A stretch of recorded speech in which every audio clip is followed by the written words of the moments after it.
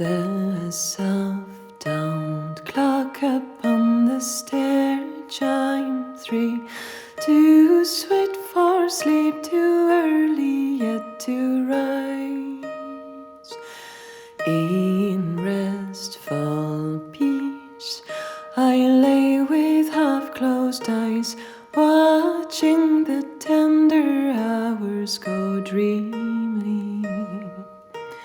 The tide was flowing in, I heard the sea shivering along the sands, while yet the skies were dim uncertain as the light that lies beneath the fretwork of some wild rose tree. Within the thicket grey the chanticleer send drowsy calls across the slumbrous air. In solemn silence sweet it was to hear my own heart beat, then broad and deep and fair, trembling in its new birth. From heaven's womb, one crimson shaft of dawn sound through my room.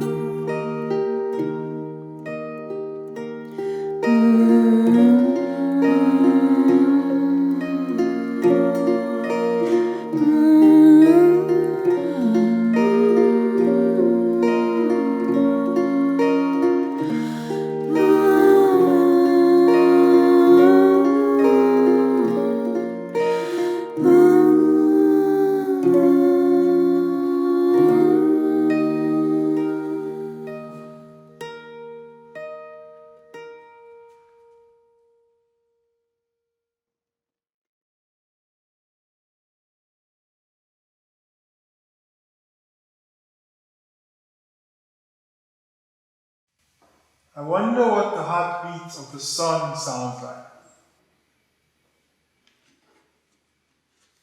I place my ears on its chest, its heat as warm as noon,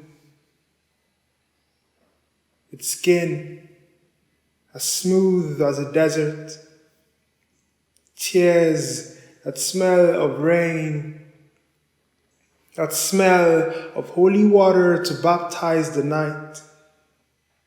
On days like today, when the sun holds its breath, and sin and skeletons come out to play in the darkness of day, we gather our heartstrings and live our lives an ode to midnight, as if the human is not both light and dark, as if piano keys don't need both black and white to play songs of Solomon. A day is born in the morgue of a dying sun, and its heartbeat sounds like yours.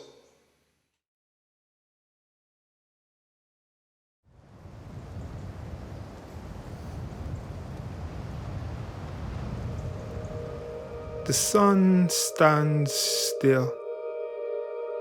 A moment of silence. Feel the breeze of its shallow breath. Walk in its midlight like Lucia. Dance with bare feet as if the spirit of an old Indian lived inside you. Feast like kings, like this was Rome in mid-December.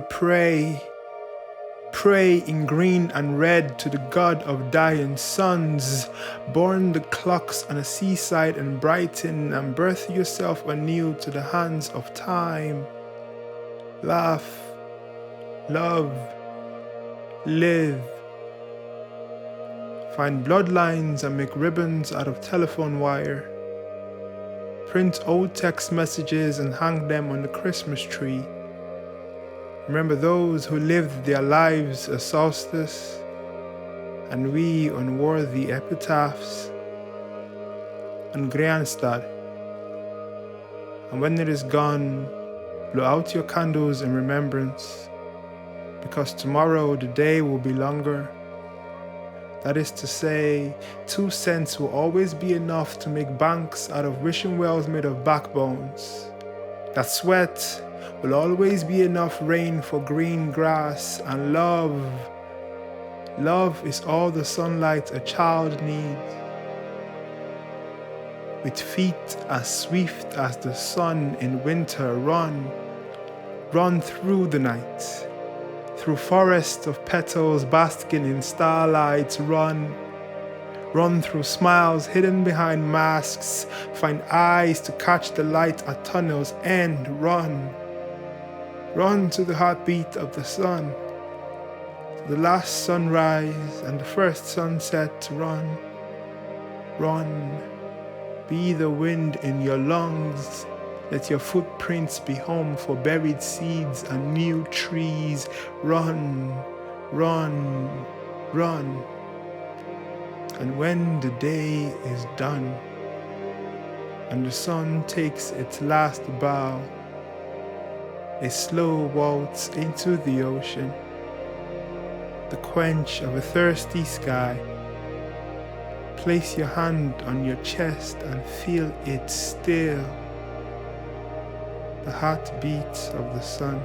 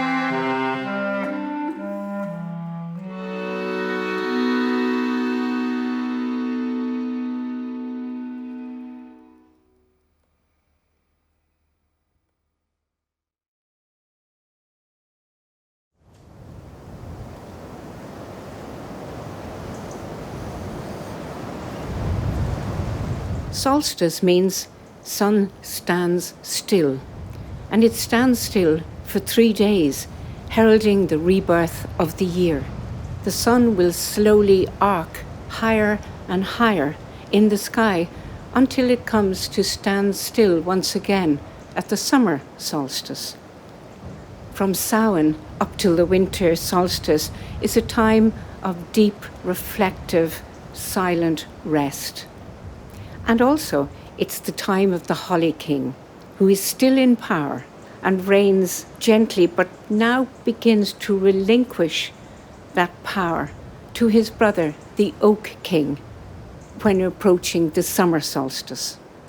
It's also time of mistletoe, and mistletoe is magic.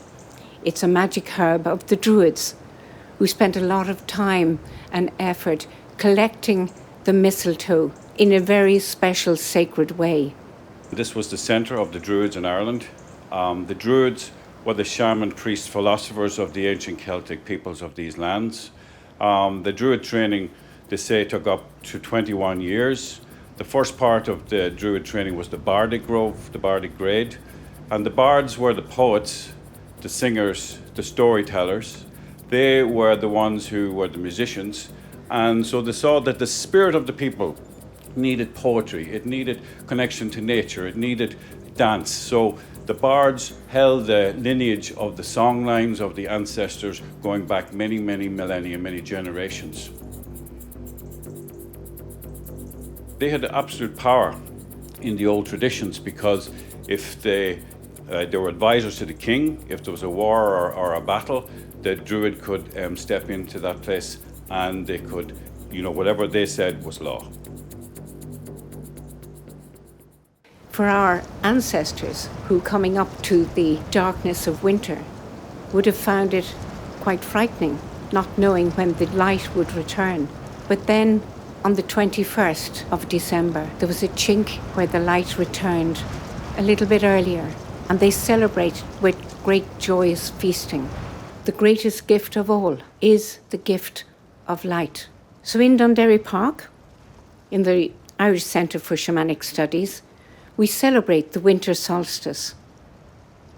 So the winter solstice is about death and rebirth. So the rebirth now is coming into the new year where we have hope, where we're looking for new life, new light, and we're looking to come out of this dark time into what we hope now is going to be a better and brighter future.